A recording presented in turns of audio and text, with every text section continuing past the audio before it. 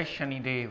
प्रिय दर्शकों, मैं राजेश जोशी आपका ज्योतिष जागृति केवल सत्य कार्यक्रम में आज फिर से स्वागत करता हूं। प्रिय दर्शकों, जैसा कि आप जानते हैं, हमारी चर्चा राहु और मंगल के अंगारक योग को लेकर के निकल रही है। अंगारक योग को लेकर के जितनी भी चर्चा हमारी चल रही है, आप में से बहुत सारे लोगों के फ़ोन कॉल्स आ रहे हैं, आपकी फीडबैक हमें मिल रही है, आपके बहुत सारे वहम निकल रहे हैं।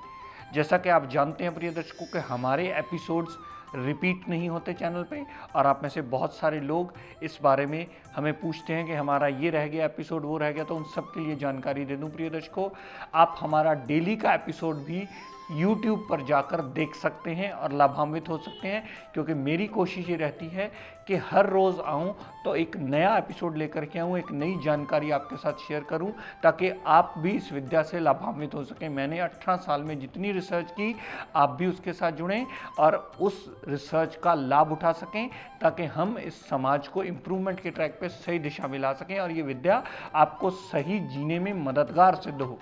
और बहुत सारे लोगों के वहम निकल चुके हैं कि राहु और मंगल का अगर अंगारक योग है तो आपको राहु की शांति करवानी है। नहीं मेरे भाई, बहुत सारे लोग इस बारे में विस्तृत रूप से जान चुके हैं कि राहु मंगल का अगर अंगारक योग है तो कृपया ये देखना होगा कि आपका लगन कौन सा है।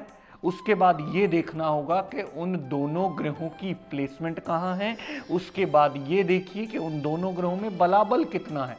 इसके बाद ही किसी नतीजे पर पहुंचिए कि आपको क्या रिजल्ट और कितने प्रतिशत रिजल्ट मिलने वाले हैं।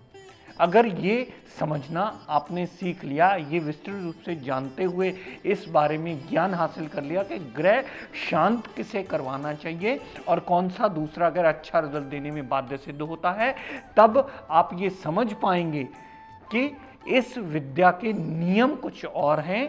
आप इस वहम से निकल पाएंगे कि राहु और मंगल अंगारक योग है, सिर्फ एक राहु की शांति होगी। नहीं होगी भाई। अगर मंगल मारक ग्रह है कुंडली का और राहु अपने पॉजिटिव रिजल्ट देने में बाध्य है, तो कृपया राहु की शांति न करवाएं, ताकि आपके अच्छे रिजल्ट देने में जो राहु बाध्य हुआ है वो अपने अच्छे रिजल्ट देना ही न बंद कर दे। आपको बहुत सारे केसेस में मंगल देवता की शांति करवानी होगी, ताकि राहु पूर्णतः अपने पॉजिटिव रिजल्ट दे पाए। राहु का एक फॉर्मूला सदैव याद रखिएगा, मैं पहले भी इसकी जानकारी देता आया हूं। अगर राहु अच्छे भाव में अपने मित्र के घर में पड़ा है तो सदैव अच्छा फल देगा। बुध की राशियों में पड़ा अच्छा फल देगा, शुक्र की राशियों में पड़ा अच्छा फल देगा, और शनिदेव की राशियों में पड़ा सदैव अच्छा फल देगा, अगर उसका भाव भी अच्छा हुआ तो इस बारे में आपने समझ लिया है। अपनी राहु और मंगल के अंगारक योग की श्रृंखला को आगे कंटिन्यू करता हुआ प्रिय दर्शकों, आज हम बात करेंगे मिथुन लगन की कुंडली की। मिथुन लगन की इसलिए बनी क्योंकि लगन में ही 3 नंबर लिखा है।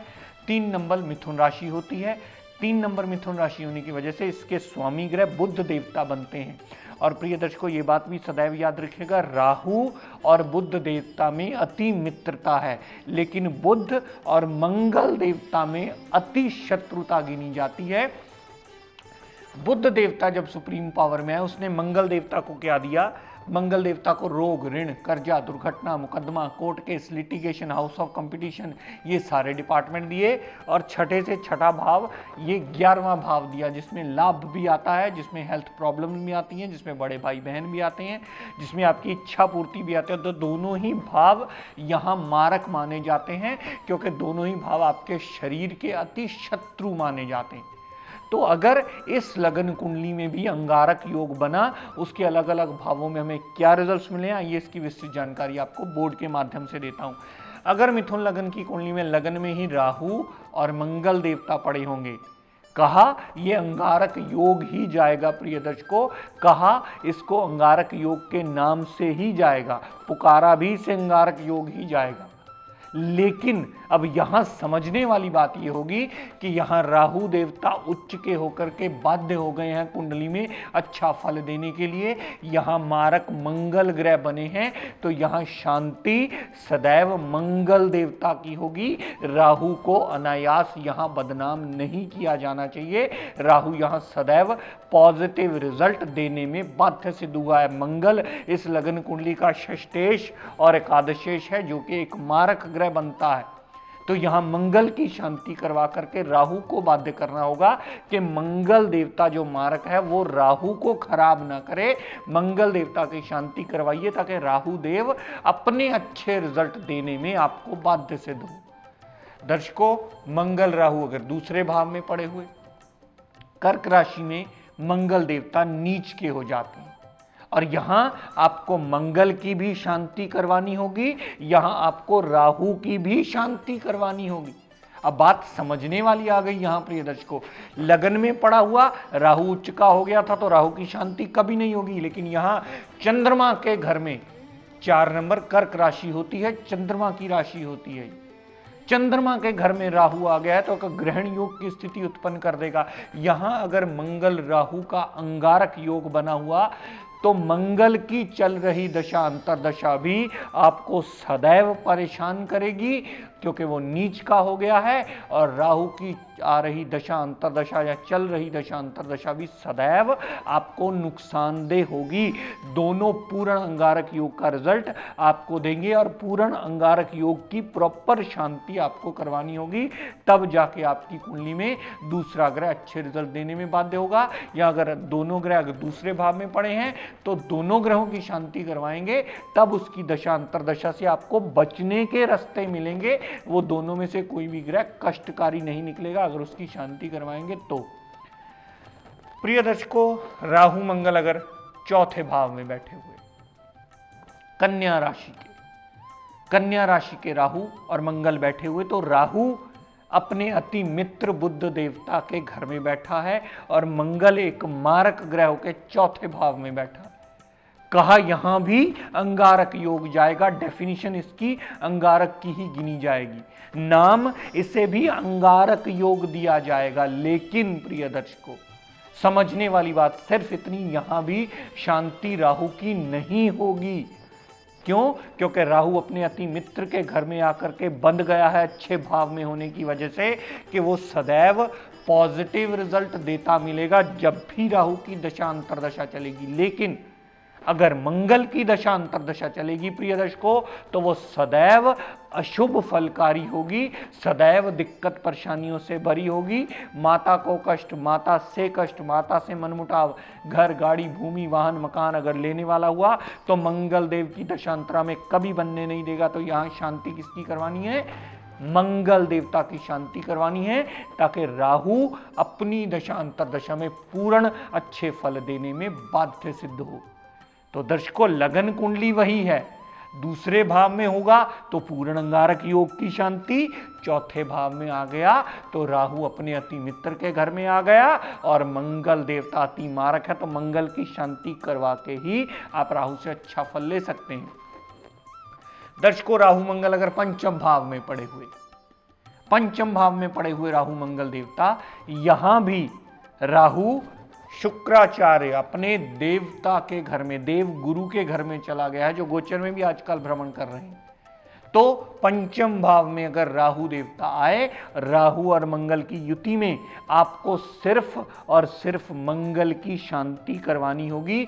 यहां भी अगर आप राहु की शांति के चक्कर में पड़ गए, जो पंचम भाव में अपने अति मित्र के घर में पड़ा होगा, तो सदैव आपको दिक्कत परेशानियां होंगी। क्यों?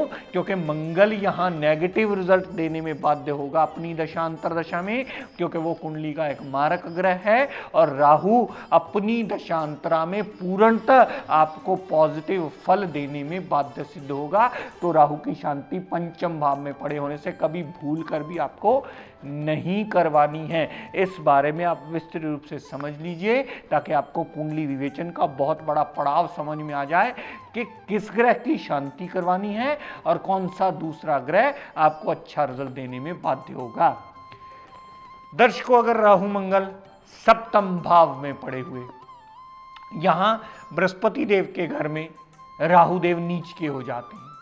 यहां पर राहु और मंगल अगर पड़े हुए तो यहां बहुत ज्यादा भयानक रूप से अंगारक योग ले लेंगे वो। यहां पर आपको पूर्ण अंगारक योग की शांति करवानी होगी। यहां पर राहु की भी शांति होगी, मंगल देवता की भी शांति होगी, क्योंकि दोनों ही ग्रह मारक बन गए हैं। राहु नीच होने की वजह से मारक हो गए हैं और मंगल वैसे ही इस लगन कुंडली के अति मारक ग्रह है। तो अगर सप्तम भाव में पड़े हुए तो मंगल राहु की प्रॉपर अंगारक योग की शांति करवा करके ही आप दोनों ग्रहों की दशा अंतरदशा में बचने का रास्ता ढूंढ सकते हैं, उनके नेगेटिव रिजल्ट्स में कमी ला सकते हैं। अब प्रिय दर्शकों, लगन कुंडली वही है। पंचम भाव में सिर्फ आपको मंगल की शांति करवानी थी, चौथे भाव में सिर्फ आपको मंगल की शांति करवानी थी, लेकिन सप्तम भाव में आने से मंगल की भी शांति होगी और राहु की भी शांति होगी।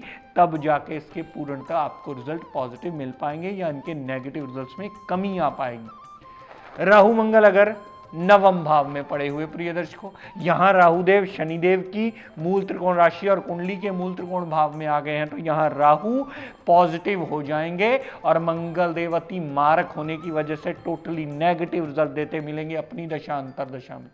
और तो यहां नवम भाव में भी आपको सदैव मंगल की शांति करवानी होगी। राहु और मंगल का अंगारक योग कह करके अगर आपने यहां से राहु की शांति करवा दी तो मंगल देवता और ज्यादा भड़क जाएंगे और आपके नेगेटिव रिजल्ट्स में और ज्यादा बढ़ोतरी होगी। यहां पर मंगल की शांति करवाइए ताकि राहु देवता अपने पूर्णतः पॉजिटिव रिजल्ट आपको दे पाए और मंगल देवता की शांति से आपके रोग की शांति हो पाए, कलह क्लेश की शांति हो पाए, मेंटल पीस आपकी बन पाए और राहु उसमें पॉजिटिव रिजल्ट देने में बाध्य सिद्ध हो। दर्शकों, राहु मंगल अगर दशम भाव में पड़े होंगे, यहां भी पूर्ण अंगारक योग बनेगा, क्योंकि राहु भी शत्रु के घर में चला गया है, मंगल इस लगन कुंडली का मारक ग्रह है, तो यहां अंगारक योग पूर्ण बनेगा और यहां भी आपको अंगारक योग की ही शांति करवानी होगी। मेरे इस समझाने का और कहने का तात्पर्य प्रिय दर्शकों सिर्फ इतना कि लगन कुंडली देखिए, उसके बाद दोनों ग्रहों की युति किस भाव में पड़ी है वो देखिए, उसके बाद शांति में जाइए। सिर्फ एक क्राइटेरिया में उसको बोल देना कि राहु मंगल का अंगारक योग है, इसकी शांति करवा लो, तो ये बात पूर्ण शास्त्र सम्मत नहीं है। अगर सही शास्त्रों को पढ़ना है, राहु देवता अगर अपने मित्र के घर में अच्छे भाव में पड़े होंगे तो कभी बुरा फल नहीं देंगे। ये बात विस्तृत रूप से समझ लीजिए, क्योंकि राहु का अपना कोई घर नहीं है, अपना कोई वजूद नहीं है। वो मित्र के घर में अच्छे भाव में बैठे तो अच्छे, शत्रु के घर में वो कहीं भी बैठे, मंगल की राशियों में, सूरज की राशि में, चंद्रमा की राशि में, बृहस्पति की राशियों में सदैव खराब फल ही देंगे, फिर वो चाहे किसी अच्छे भाव में ही क्यों ना पड़े हों, क्योंकि शत्रु की राशि में बैठने से उन्हें सदैव नुकसान के फल में देखा जाता है। तो लगन कुंडली देखना अति आवश्यक है। लगन कुंडली के बाद उसकी प्लेसमेंट देखना अति आवश्यक है कि दोनों ग्रहों की युति किस घर में बनी है। उसके बाद एक और सबसे बड़ा पहलू जिसे मैं अक्सर रिकमेंड करता आया हूं, दोनों का डिग्री वाइज बलाबल भी साथ में देख लीजिएगा। मंगल 0 डिग्री पड़ा हो, राहु 29 डिग्री पड़ा हो और किसी ने कह दिया ये तो अंगारक योग है, यहां दोनों ही ग्रह अपने रिजल्ट देने में सक्षम ही नहीं होंगे, तो वहां अंगारक योग डिफाइन ही नहीं किया जाएगा। जब हम डिग्री वाइज क्षमता देखने ग्रहों की भूल जाते हैं, तब हमारी कैलकुलेशन में मिस्टेक होती हैं, तब हम अनायास कुछ भी कैलकुलेट करते रहते हैं जिसका पूर्ण शास्त्र सम्मत रिजल्ट नहीं निकल पाता, और फिर हमारी समझ में नहीं आता जी हमारे तो इतने पाठ पूजन करने के बाद भी हमारे ये रिजल्ट्स नहीं मिल रहे। हम डिग्री वाइज कैपेबिलिटी देखना भूल जाते हैं, हम ग्रहों की प्लेसमेंट देखना भूल जाते हैं। सिर्फ 2 ग्रहों के योग को देख करके डिफाइन करना आसान है, लेकिन ये समझना उसके बाद अति जरूरी है कि अब किस ग्रह की शांति करवाई जाए और कौन सा दूसरा ग्रह आपको रिजल्ट देने में बाध्य सिद्ध हो। प्रिय दर्शकों, जैसा कि आप जानते हैं, हमारे बहुत से लोग हमसे इस चैनल के माध्यम से जुड़े हैं और बहुत से लोग बार बार ये फरमाइश करते हैं कि सर हमारा ये प्रोग्राम रह गया, ये रह गया। तो हम सबसे निवेदन करूंगा कि आप YouTube पर जाकर के हमारे डेली के एपिसोड्स भी देख सकते हैं और उनसे लाभ ले सकते हैं। तो प्रिय दर्शकों, आज अपनी वाणी को यही विराम देता हुआ हम सब के लिए मंगल कामना करता हुआ शनिदेव से ये प्रार्थना करता हूँ कि हे शनिदेव हम सब पर अपनी कृपा दृष्टि दया दृष्टि सदैव बनाए रखें। जय शनि।